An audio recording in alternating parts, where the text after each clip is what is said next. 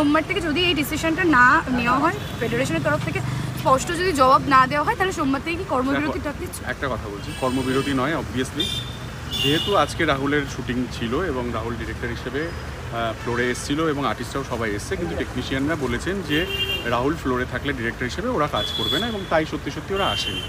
তো আমাদের একটা কনফিউশন তৈরি হচ্ছে যে তাহলে ডিরেক্টর ছাড়া কি কাজ হয়, হতে পারে, এবং এটা ডিরেক্টরদেরকে একটা অপমান করা। দেখো, একটা ডিরেক্টর যে সে নিজে তার যোগ্যতায় কাজ নিয়ে আসবে এবং সেই কাজের অর্থ বা সমস্ত কিছুটা আমরা সবাই মিলে এখানে 200, 500, 100 যাই হোক লোকবল নিয়ে আমরা কাজ করি, এবং সেটার কিন্তু সবাই বেনিফিটেড হয়।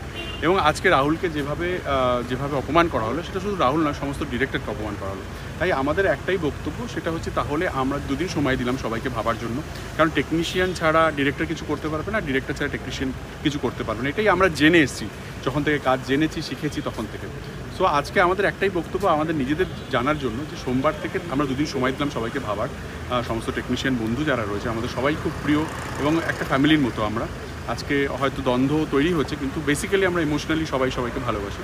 কিন্তু একটাই কথা বলতে চাইবো, যে যদি সোমবার থেকে কোনো ডিরেক্টর ফ্লোরে না যায়, তাহলে কি কাজটা হবে কি হবে না, এটা আমরা জানতে চাই। এবং আমাদের ডিরেক্টরদেরকে এটাই আমরা সবাই মিলে একটাই কথা বলছি, যে সোমবার থেকে আমরা ডিরেক্টররা ফ্লোরে যাব না। যদি এই সমস্যার সমাধান আজ আর কালকের মধ্যে না হয়, তাহলে আমরা সোমবার থেকে ফ্লোরে যাব না। তাহলে কি কাজ হবে, সেটাই আমরা, এটা ফিল্ম টেলিভিশন সবার ক্ষেত্রেই প্রযোজ্য আর কি।